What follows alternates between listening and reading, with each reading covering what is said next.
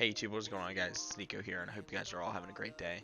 Today I'm going to be showing you guys how to get your 144 or 165 hertz monitor to actually work with the PS5. I know there's been lots of stuff on the internet saying, oh, I'm going to have to get a new monitor, oh, like, PS5 sucks because it's not compatible.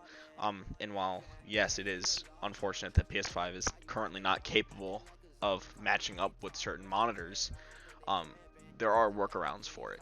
And today I'm going to be showing you a few of those ways. First way I'm going to be showing you guys is with the Elgato 4K Mark II Pro. And a lot of you guys may not have this. I'm fortunate enough to be able to use this and record videos with this. And it also comes with a lot of other cool features. So first off, what I'm going to explain to you guys is this thing called EDID.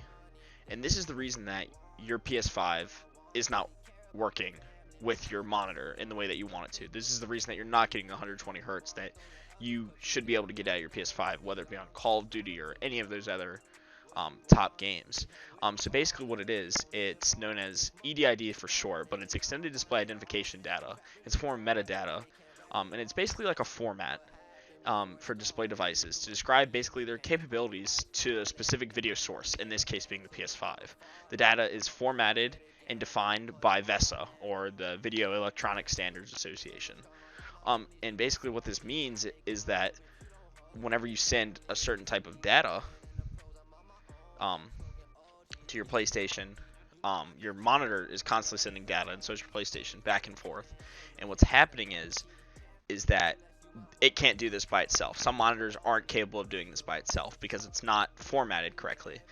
And the reason that I'm able to do this is because if I go into the Elgato software, and this is just an easy go around fix for it, you go into it and you can see I have the 4K 60 Pro Mark II, and you can see that the video input currently is 1080 by 59 frames per second, or 60. And I have the normal HDMI. And then if you go onto the Elgato's website, they have a whole list of things that you can change here. And this is the EDID that I've been talking about. So the Elgato is actually able to reformat the video data that you're sending to it to send to my monitor. So right now I have it set to merged, which basically finds the best option for both my monitor and for what I'm outputting. In this case, I'm outputting from the back of my computer to my monitor. From my PS5. So if I were to do display, it would choose whatever's best for my monitor, and if I were to do internal, it were to do whatever is coming from my Elgato, whatever's being inputted. So my personal best option for you is merged. Now I know when I used to have my old monitor, which was only 65 hertz, I wanted to set this to display, because otherwise what would happen is that my Elgato would jump into 120, but my monitor wasn't able to show that, so it would just come up saying Asus has it saying out of range, which means that it cannot show this. And then for EDI internal, you just want to keep it default, especially if you're using merged, but if you're going to be using internal, go ahead and select, like say if you're doing 1080, that way it only keeps to 1080 and it doesn't try to jump around. Alright, so now that we're done looking at that, that's the easiest way to fix, and I will show you guys proof. Going into my settings, we'll go into sound or screen and video, and we'll go into video output information, and currently it's at 60 hertz. And the reason that it's currently at 60 hertz is because this is the default for PS5. The only way that it jumps up to 120 is if you're playing a 120 hertz game. Alright, and so something else I will show you guys is that you do have to have performance mode on. You do have to have performance mode on. This is a must to get 120 hertz. Alright, so now we'll go ahead and jump into COD. Okay, Nope, doesn't want to work.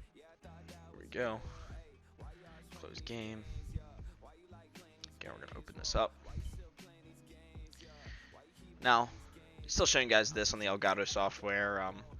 I could jump over real quick to my actual video capture device. Here, we'll go ahead and jump over to that. Alright, guys, now we're on the main screen of Call of Duty Black Ops Cold War. Something I forgot to mention is once you put your PlayStation in performance mode and you do the things I just told you, if you do happen to have the Elgato 4K 60 Pro Mark II, you will have to restart your PlayStation. Power it off, restart it, but do not put it into rest mode. Make sure you do one of those two options, either shut it off or restart it. And so basically what will happen now is if you have an Elgato, what will happen is, I didn't get to show you guys, but the screen will come up. It'll say Cold War, it'll show the dog tags and stuff like that are hanging, and then the screen will go black real quick. And then what happens is the source actually changes from 60 frames to 120 frames. So let's figure out if that still remains true. Alright, so now we're going to go into settings, go over to graphics, and as you can see right here, grayed out, 120 Hz refresh rate is enabled. And if we go down to ray tracing, it is also disabled, which is true for 120 Hz. This will be disabled. So now, we're going to go into our settings. We're going to go to sound and video, or screen and video. We're still at a 1080p. Video output. And as you can see, it is now 120 Hz. And this will be true if you go back to the home screen. But if you close out of the app, your screen will go black again and it'll switch back into 60 frames because that's the default for PS5. Alright guys, now I'm back on my monitor, back on my computer, showing you guys Google, and I'm going to be showing you guys a couple things. First off is the monitor that I am using.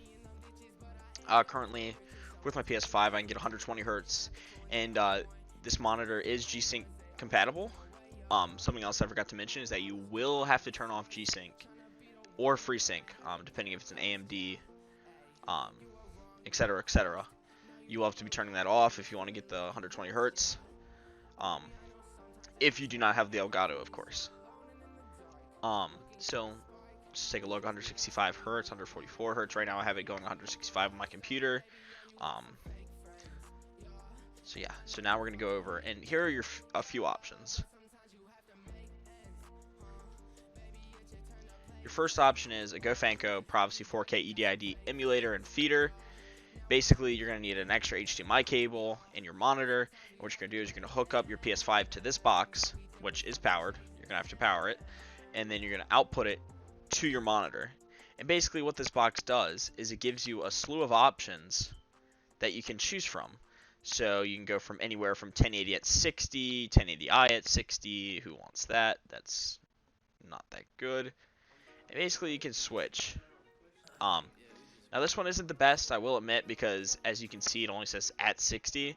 While this isn't necessarily true, because some of these EDIDs also switch to 120, what you'll want to be doing is, in my personal opinion, if you have a computer, you'll want to get this. Basically what this does is you input and you output, you plug it up to your computer, you tell it what you want to input, and this will do it. I believe that the input that you're going to want is FHD 120. I believe that's what it is called. But anyways, as you can see, there's, 87 pounds. I don't necessarily know what that is in US. But yeah, these are the best two options. HDFury. And basically just look up EDID emulator with FHD 120. That's what you're going to want. Personally, I would prefer to go the software route. That way you can't leave it up to anything. But anyways, if you guys have any questions, please make sure you do leave them down in the comment section below. I'll be glad to answer any of them that I can. And if you need help at all, please just let me know. I hope you guys enjoyed the video. I hope it was very informative and helped y'all out. If y'all could please drop me a like, a comment if you need help, and please subscribe to the channel if you're new. That'd be greatly appreciated. Thank you guys.